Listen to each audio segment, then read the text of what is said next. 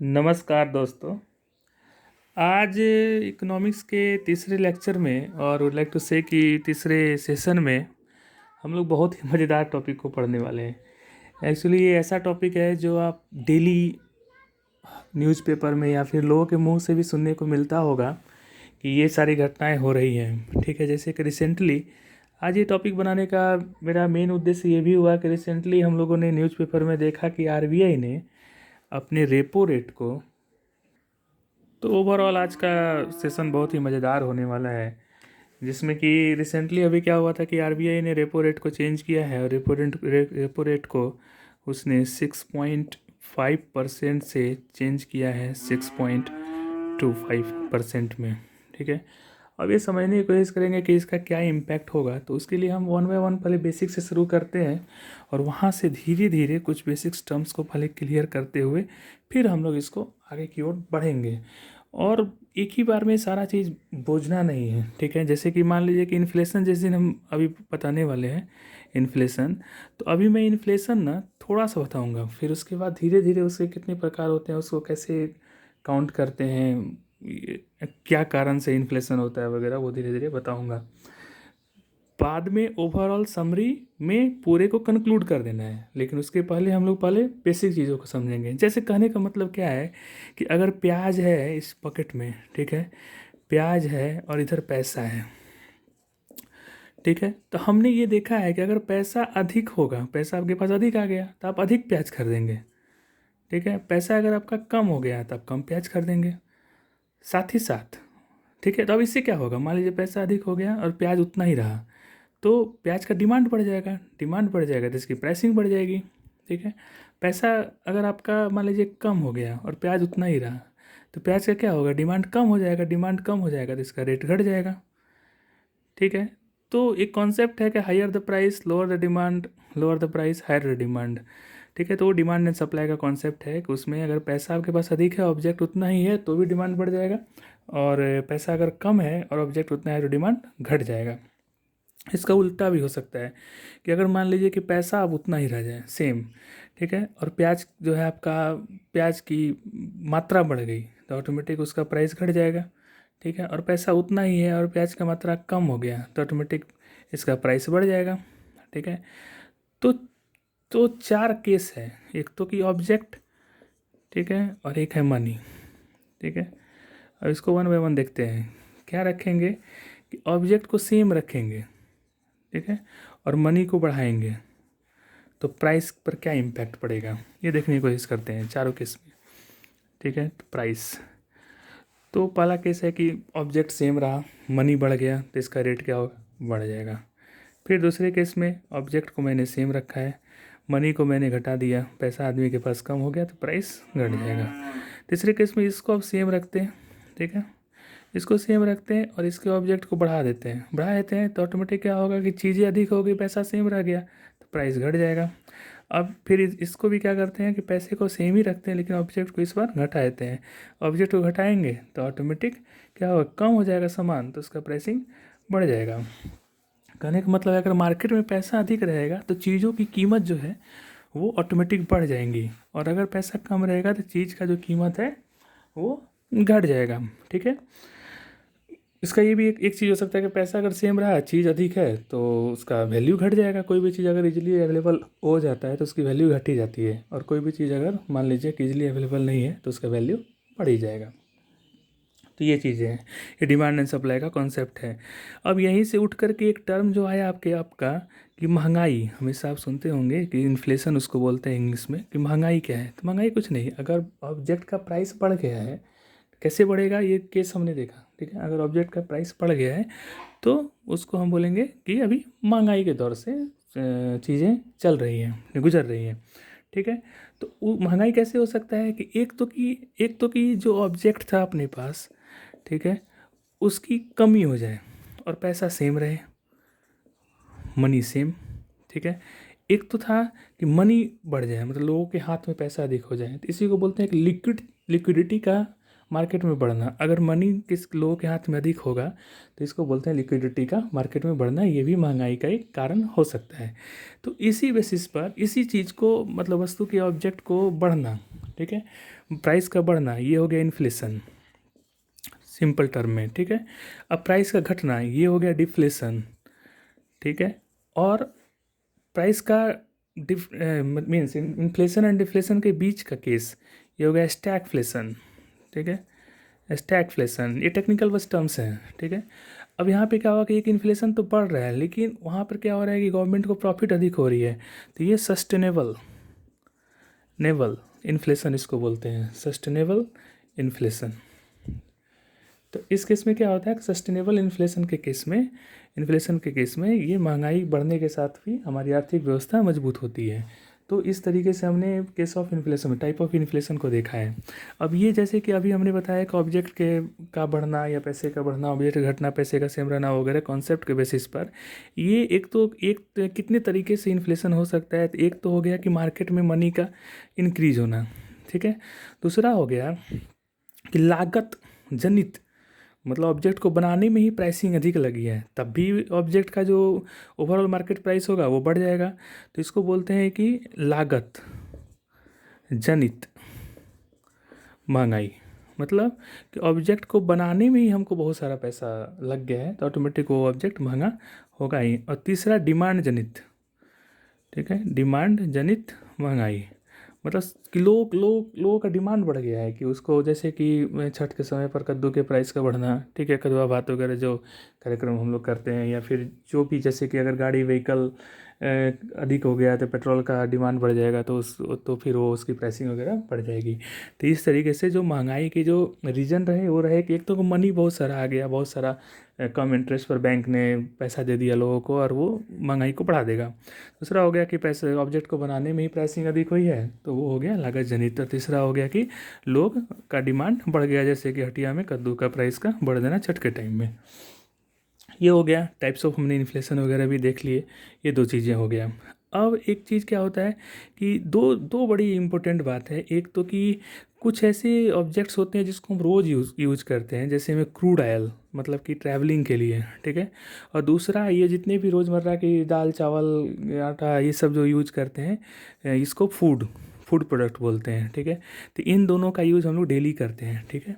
तो अगर जिस ऑब्जेक्ट का इस्तेमाल नेसेसरी डेली करना है अप्रॉक्सीमेट, ठीक है, तो उसको बोलते हैं हेडलाइन ऑब्जेक्ट, ठीक है, हेडलाइन ऑब्जेक्ट। और कुछ ऐसे ऑब्जेक्ट जैसे सोना चांदी वगैरह या फिर जो भी साड़ी कपड़ा वो डेली यूज नहीं करते हैं, ठीक है, तो उसको बोलते हैं हम लोग कोर ऑब्जेक्ट। तो अगर अगर कोर ऑब्जेक्ट का मतलब क्या हुआ कि कोर ऑब्जेक्ट का मतलब क्रूड ऑयल और फूड को छोड़ करके वो हो गया कोर, ठीक है। और हेडलाइन का मतलब क्या हुआ कि क्रूड ऑयल और फूड को इंक्लूड करना है। तो इस बेसिस पर इन्फ्लेशन को भी दो पार्ट में बांट दिया गया, कोर इन्फ्लेशन और हेडलाइन इन्फ्लेशन। हेडलाइन इन्फ्लेशन का मतलब हुआ कि फूड प्रोडक्ट और क्रूड को इंक्लूड करना है, और कोर इन्फ्लेशन का मतलब हुआ फूड प्रोडक्ट और क्रूड को इंक्लूड नहीं करना है। तो इस तरीके से अपने पास दो टाइप का इन्फ्लेशन हो गया, हेडलाइन इन्फ्लेशन और आपका कोर इन्फ्लेशन।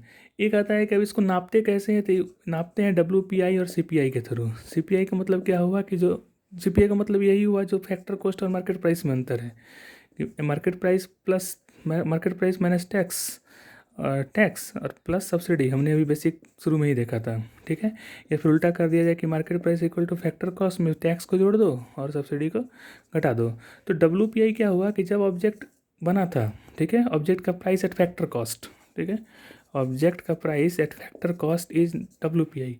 CPI का मतलब वो क्या हुआ कि एंड यूजर कितना, मतलब कितने रुपए में कोई भी ऑब्जेक्ट को खरीदता है। इसका मतलब क्या हुआ कि object at market price, simple बात है। तो कंज्यूमर प्राइस इंडेक्स और WPI के थ्रू भी हम ऑब्जेक्ट के इन्फ्लेशन को नापने की कोशिश करते हैं। WPI का मतलब हुआ होलसेल प्राइस इंडेक्स, मतलब कि जो शुरुआती कीमत है ऑब्जेक्ट का वो, और CPI का मतलब हुआ कंज्यूमर प्राइस इंडेक्स, यानी कि हाउस होल्ड जो ऑब्जेक्ट को खरीदता है वो सारा चीज़। इसको समराइज़ करने की कोशिश करते हैं। हमने अभी देखा कि डिमांड सप्लाई का क्या कॉन्सेप्ट होता है, उसके बाद हमने देखा कि इन्फ्लेशन तीन तरीके से बढ़ सकता है। एक तो मनी का सप्लाई अधिक हो गया इन द मार्केट, और दूसरा हमने देखा कि लागत जनित हो सकता है, ऑब्जेक्ट को बनाने में अधिक लग गया, और तीसरा हो सकता है कि ऑब्जेक्ट को बनाने में या फिर जो पैसा लगा वो तो लगा लेकिन डिमांड बढ़ गया, ठीक है।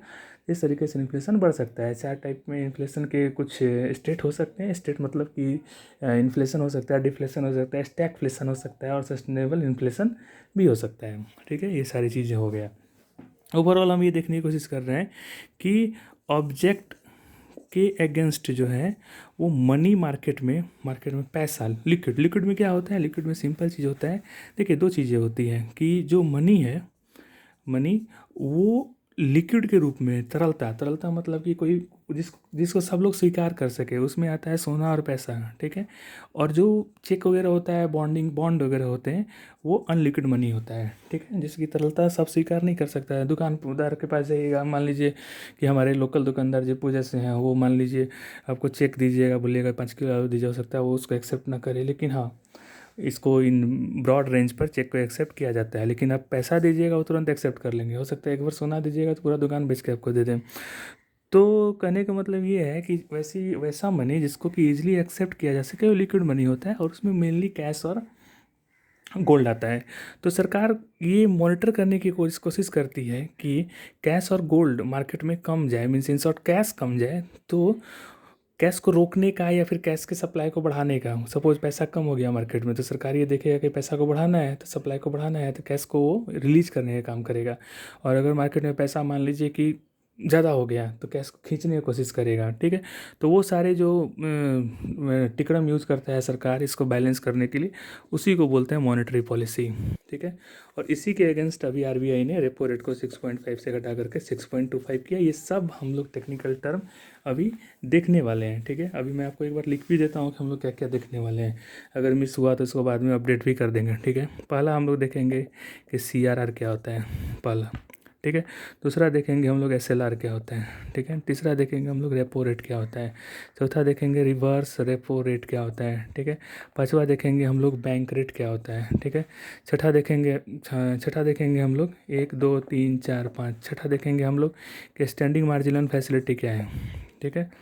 ये सारी चीज़ों को देख करके ओपन मार्केट ऑपरेशन को देखेंगे। उसके बाद हम लोग देखेंगे MSS market market sustainability scheme MSS को देखेंगे, ठीक है। और यहाँ पर फिर देखेंगे एक्सचेंज रेट।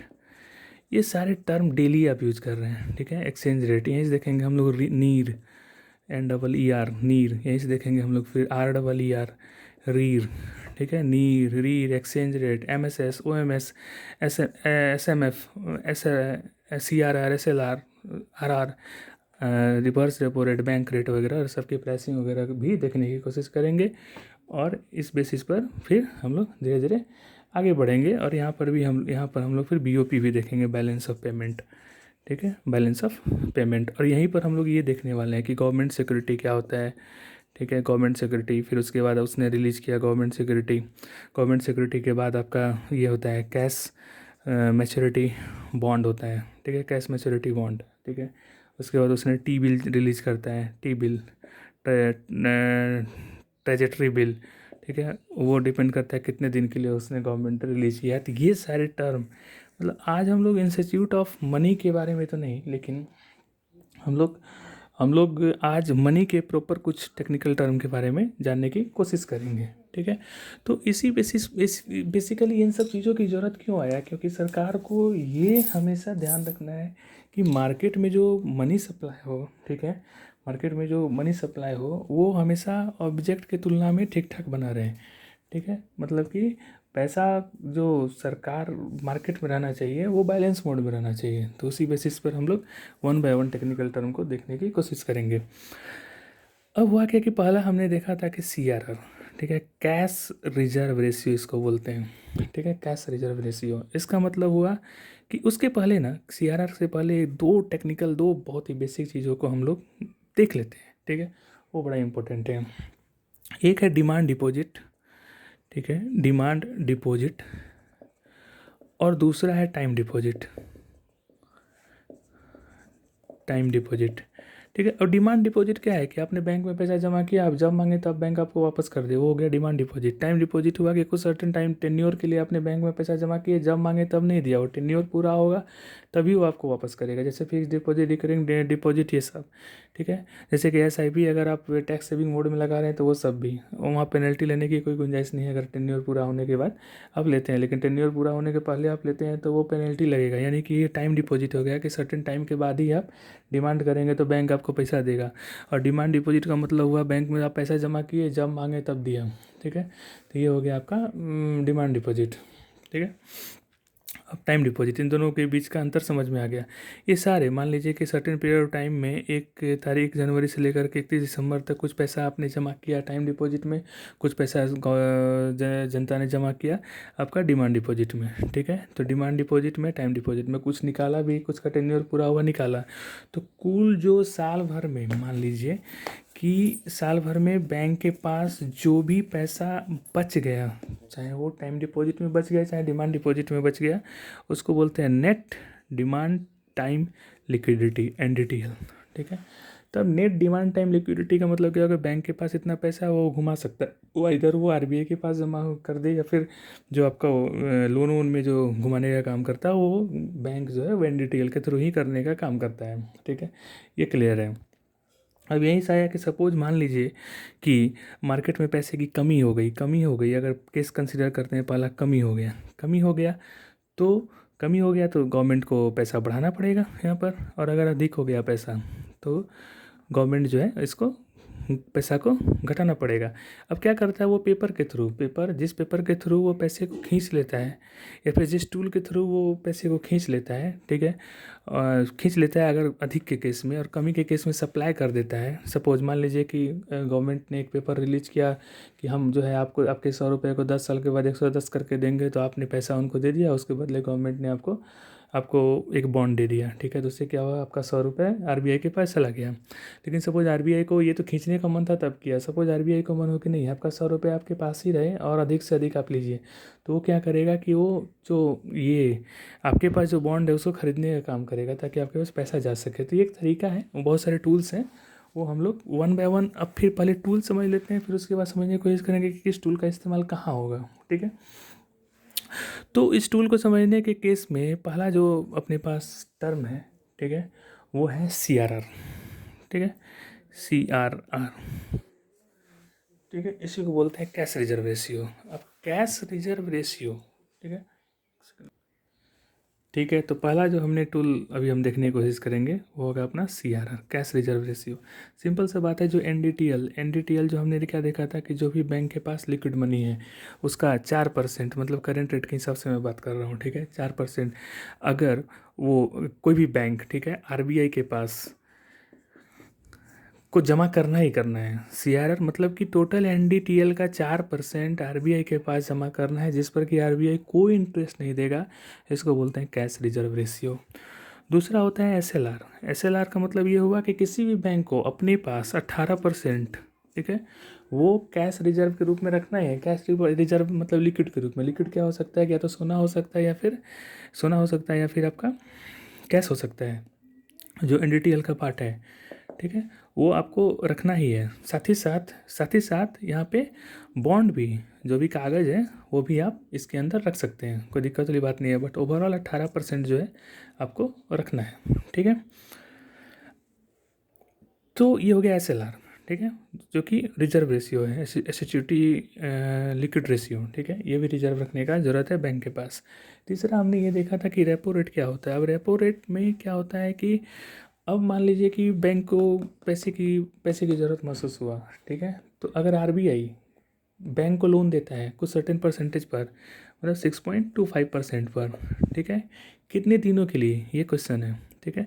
तो इसका आंसर ये होगा कि 2 से 14 दिनों के लिए,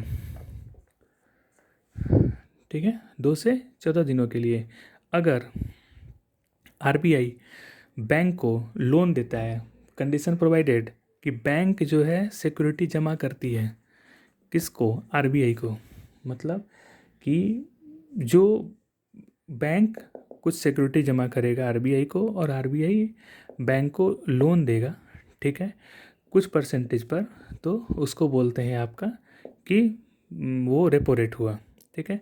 दूसरा होता है बैंक रेट, ठीक है, रेपो रेट अभी 6.2% है, बैंक रेट अभी 6.5% है। बैंक रेट का मतलब क्या हुआ कि 14 दिन से अधिक के लिए अगर RBI बैंक को लोन देता है, ठीक है, तो उसको बोलेंगे बैंक रेट, ठीक है। इसमें सिक्योरिटी की ज़रूरत है कि नहीं, तो आंसर ये नहीं है, ठीक है। ये हो गया तीसरा, ये तीसरा चौथा हो गया, ठीक है। उसके बाद हमने देखा था कि बैंक रेट हमने देख लिया, रेपो रेट देख लिया, उसके बाद स्टैंडिंग मार्जिनल फैसिलिटी।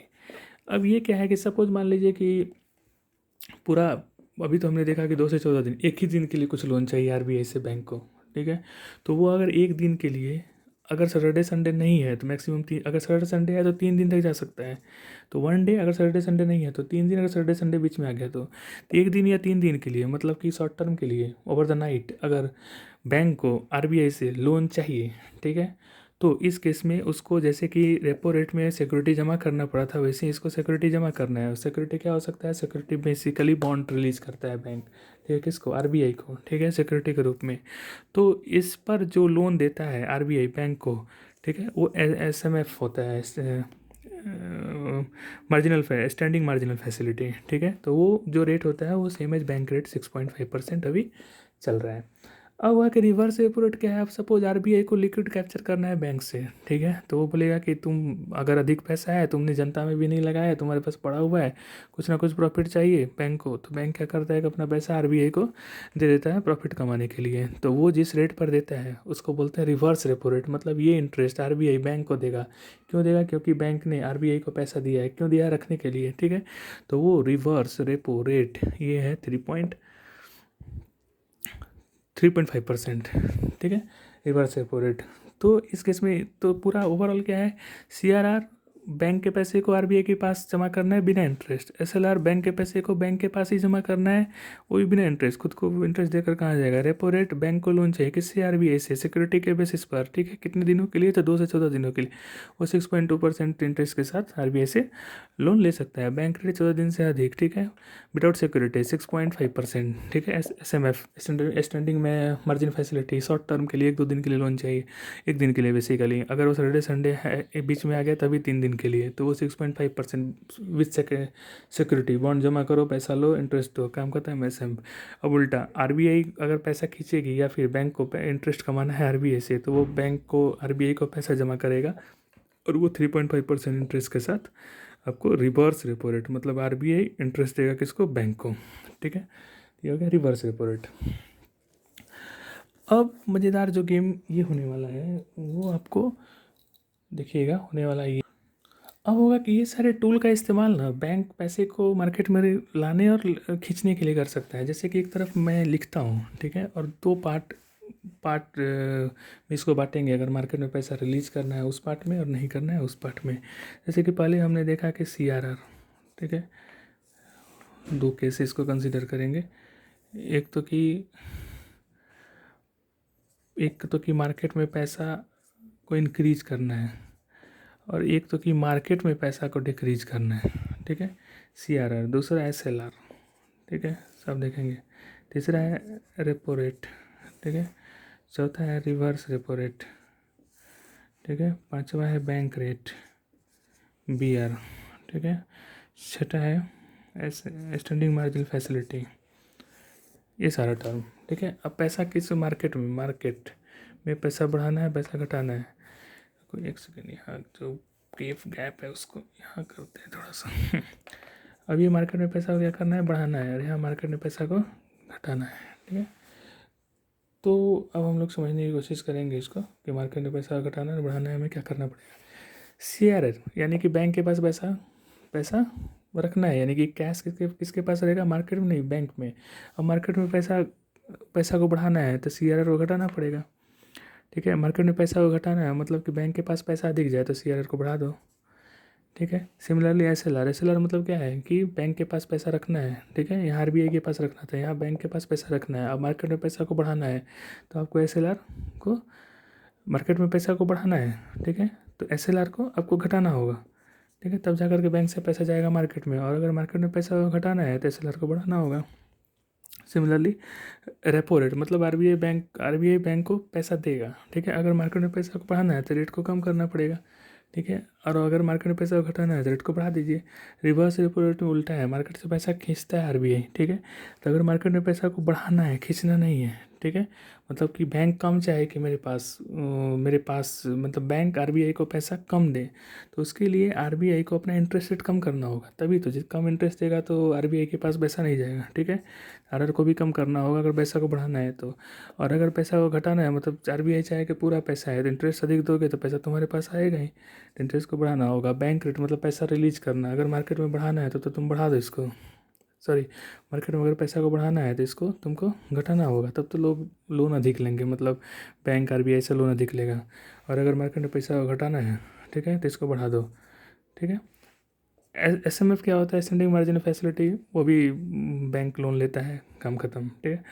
तो तो यहाँ पे भी वही होगा कि अगर मार्केट में पैसा को बढ़ाना है तो स्टैंडिंग मार्जिन फैसिलिटी, मतलब कि जितना तुम लोन सस्ता दोगे मार्केट में पैसा उतना बढ़ेगा, ये घटा दो, ठीक है। घटाना है तो इसको बढ़ा दो। थोड़ा रिवर्स रेपो रेट को चेक कर लेते हैं। जितना सस्ता लोन रहेगा, मतलब इंटरेस्ट अगर बैंक देगा, ठीक है, उतना कम जमा होगा। अगर घटाएगा तो ऑटोमेटिक सप्लाई बढ़ जाएगा, ठीक है।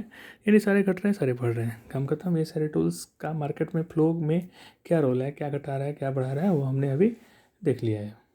अभी तक तो हमने देखा कि बैंक में पैसे के हिसाब से मार्केट में कैसे पैसे को बढ़ाना है, पैसे को घटाना है। हो सकता है कुछ बिल्स, मतलब कुछ कागज़ के थ्रू भी गवर्नमेंट या आरबीआई पैसे को खींच ले, मतलब आपको कागज़ देगा, आपसे पैसा लेगा, तो वो 3 तरह का कागज़ रिलीज करता है। एक तो होता है गवर्नमेंट सिक्योरिटी, ठीक है। दूसरा होता है आपका कैश मैच्योरिटी बिल, और तीसरा होता है टी बिल, ठीक है। ये कुछ नहीं, ये लेस देन 364 है, ठीक है। ये ग्रेटर देन 364 है। बेसिकली अनलिमिटेड भी हो सकता है, देखेंगे किस केस में ये, या अनलिमिटेड किस केस में होगा अनलिमिटेड, वो भी देख लेंगे, ठीक है। और किस केस में ग्रेटर देन 364, 2 साल के लिए हो सकता है अनलिमिटेड, या 2 ईयर्स के लिए हो सकता है गवर्नमेंट। टी बिल का कोई टाइम लिमिट नहीं है, लेकिन जनरली ये 90 दिन का होता है। तो यहीं से दो चीज़ें सामने आती हैं, ठीक है। एक तो चीज़ आता है सामने कि ओपन मार्केट ऑपरेशन क्या होता है, इसको थोड़ा सा मिटा देते हैं। ये तीनों के बारे में देखें। गवर्नमेंट सिक्योरिटी, मतलब इन तीनों में गवर्नमेंट सिक्योरिटी हो या फिर कैश में मैच्योरिटी बिल हो या टी बिल हो, उसमें कुछ नहीं। गवर्नमेंट आपको कुछ कागज़ देगी और आपसे पैसा खींच लेगी, मतलब मार्केट से पैसा को उठाना है तो कागज़ को रिलीज कर देना है।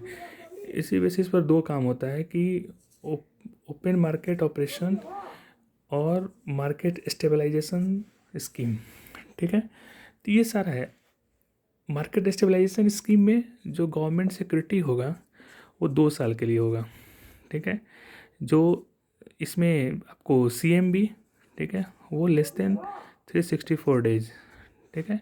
और यहाँ पे टी बिल होता है, ट्रेजेक्ट्री बिल। ट्रेजेक्ट्री बिल का मतलब क्या हुआ कि वो कुछ भी दिन के लिए गवर्नमेंट रिलीज कर सकते हैं। 30 दिन के लिए कुछ पेपर दिया, आपसे पैसा ले लिया, 15 दिन के लिए कुछ पेपर दिया, आपसे पैसा ले लिया, आपको खरीदना पड़ेगा उसको। लेकिन जनरली ये 90 दिन का होता है। लेकिन ओपन मार्केट ऑपरेशन में जो है, पेपर को बेच करके पैसा खींचने का काम तो होता है, लेकिन दो ही चीज़ होता है। एक तो होता है गवर्नमेंट सिक्योरिटी, वो होता है अनलिमिटेड दिन के लिए, ठीक है। और दूसरा होता है सीएमबी, वो 364 फिक्स है, ठीक है। टी बिल की यहाँ पे कोई ज़रूरत नहीं है। मतलब ओपन मार्केट ऑपरेशन और एमएसएस, मतलब मार्केट स्टेबिलिटी स्कीम, ये दोनों मार्केट में पैसा का फ्लो बना रहे प्रॉपर तरीके से, ताकि इन्फ्लेशन डिफ्लेशन का शिकार ना हो। क्योंकि पैसा अगर अधिक हो गया तो इन्फ्लेशन, पैसा कम हो गया डिफ्लेशन, तो मंदी ना हो। ये सारे चीज़ों को मेंटेन करने के लिए ओपन मार्केट ऑपरेशन का काम किया जाता है।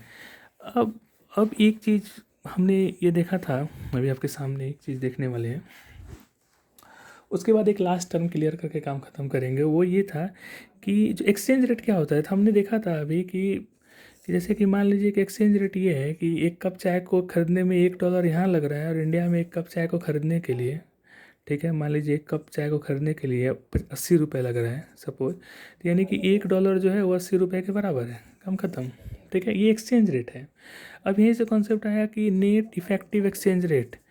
तो कुछ नहीं, ये actual net effective exchange rate हो गया। लेकिन समय के साथ जो प्राइस का घटना और बढ़ना होगा, उसके कारण जो ये बदलाव होगा, ठीक है, उसमें मान लीजिए कि एक महीने के लिए $1 हो गया आपका, एक दिन के लिए $1 हो गया 80 रुपये, दूसरे दिन के लिए हो गया $1 85 रुपये, ऐसे ही घटा बढ़ा घटते बढ़ते 30 दिन में इधर मान लीजिए $30, और इधर हो गया मान लीजिए कुल लेकर के 200। तो ओवरऑल जो $1 होगा वो लगभग 60-65 के बराबर होगा। तो ये हो गया रियल इफेक्टिव एक्सचेंज रेट। मतलब कि अगर इन्फ्लेशन का इफेक्ट दिख रहा है आपका, मार्केट के इन्फ्लेशन का इफेक्ट दिख रहा है अगर आपके प्राइस के चेंज होने में, तो वो रियल इफेक्टिव एक्सचेंज रेट हो गया। नहीं दिख रहा है तो नीर हो गया। आप थोड़ा सा देख लेते हैं यहाँ पर और क्लियर तरीके से कि जो नीर है, और आर रीड है। ठीक है, तो सिंपल बात है कि हम किसी पर्टिकुलर दिन में जो निकालते हैं विदाउट इन्फ्लेशन को कंसीडर किए कि $1 इक्वल टू 80 रुपये, तो ये नेट इफेक्टिव एक्सचेंज रेट हो गया। और रीड जो हो गया वो मान लीजिए कि $1 इक्वल टू 65 रुपये। ठीक है, तो ये हो गया रियल इफेक्टिव एक्सचेंज रेट। ठीक है, तो ये सारे रेशियो के बारे में हमने देखा, और हमने देखा कि कैसे मनी के सप्लाई को ये कम और बेसी करने का काम करता है। एक जो और लास्ट टेक्निकल टर्म भी बचा हुआ है, आपने देखा होगा कि M0 मनी क्या होता है, M1 क्या होता है, M2 क्या होता है, और M3 क्या होता है, और M4 क्या होता है। ठीक है, तो बहुत ही सिंपल है कि जो NDTL था, ठीक है, बेस मनी, बेस मनी का मतलब क्या हुआ, बेस मनी मतलब जो RBI रिलीज करती है मार्केट में। ठीक है, तो बेस मनी मतलब कि सपोज कि 200 करोड़ के आसपास RBI के पास अगर न्यूनतम आरक्षित अगर पूंजी हो, जिसमें कि 115 उसका आपका गोल्ड और कैश हो सकता है, मीन्स गोल्ड और ये मतलब बॉन्ड हो सकते हैं। ठीक है, और 85 करोड़ फॉरेन एक्सचेंज हो सकता है। इसके बाद अगर वो पैसा छापने का काम करता है, मतलब कि इनिशियली जो RBI पैसा रिलीज करता है, ठीक है, मार्केट में, ठीक है, उसको बोलते हैं M0। ठीक है, अब देखिए M0 ये हो गया। अब मान लीजिए कि M1 क्या है, तो M1 कुछ नहीं है कि जो जनता के पास खुद के घर में कुछ पैसा रखा हुआ है, और बैंक के पास जो पैसा रखा हुआ है उसका जो उसका सम मतलब जो आपको डिमांड डिपॉजिट।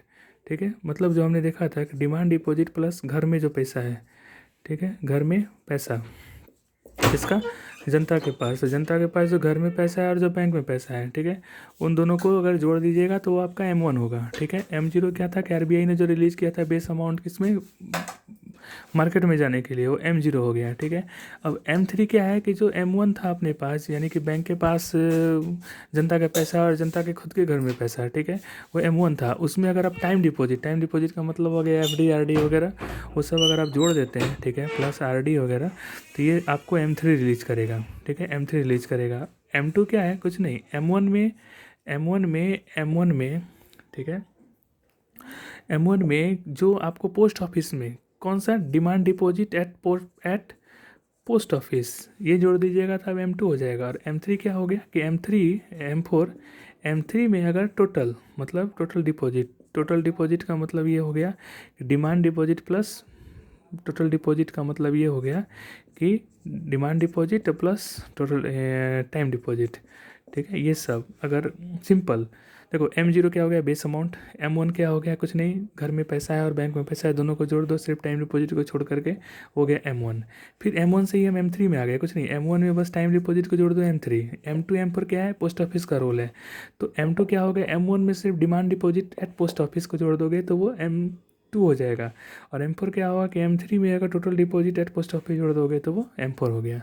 इस तरीके से M0 M1 M2 M2 M3 M4 हमने देख लिया है। थोड़ा सा RBI के बारे में जान लेते हैं फटाफट और इस चैप्टर को क्लोज करेंगे। RBI कुछ नहीं, उसको 1934 ईस्वी में रिकमेंड किया था। किसने किया था, तो हिल्टन यंग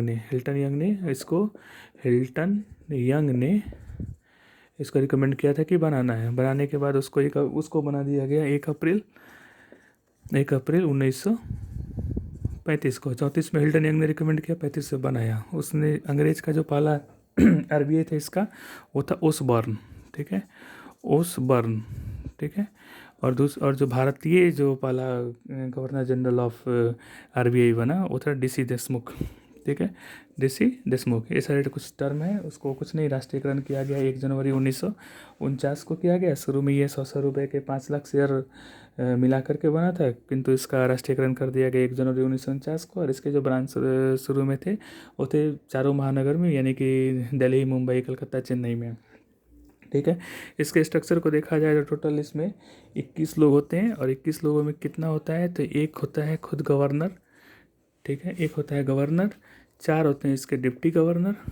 ठीक है, 4 होते हैं इसके डिप्टी गवर्नर, 4 होते हैं क्षेत्रीय, जो 4 जो रीजनल जोन है, कौन कौन सा, दिल्ली, मुंबई, चेन्नई, कलकत्ता, इसके जो अध्यक्ष होंगे वो मतलब रीजनल जो ब्रांच है उसके जो चेयरमैन होंगे वो 4। तो 4 4 8 1 9 हो गया। ठीक है, 4 4 8 1 9 हो गया। 2 आएगा आपका वित्त मंत्रालय से लोग।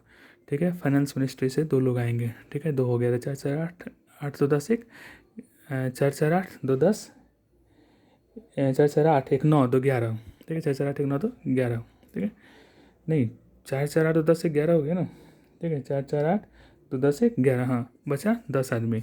10 आदमी जो होगा वो जिसको कि इकोनॉमिक्स के नॉलेज होगा, इकोनॉमिक्स का, वो कंसीडर हो गया, यानी अर्थशास्त्र के अच्छे जानकार 10। तो फिर से देख लो 21 कितना है, एक गवर्नर जनरल कुल, 4 डिप्टी जनरल, 4 जो वो देखे थे हमने मुंबई कलकत्ता चेन्नई और दिल्ली, उनके जो चेयरमैन है वो 2 फाइनेंस मिनिस्टर से आएगा और 10 आएगा जो इकोनॉमिक्स के अच्छे जानकार रखने वाले हैं वो।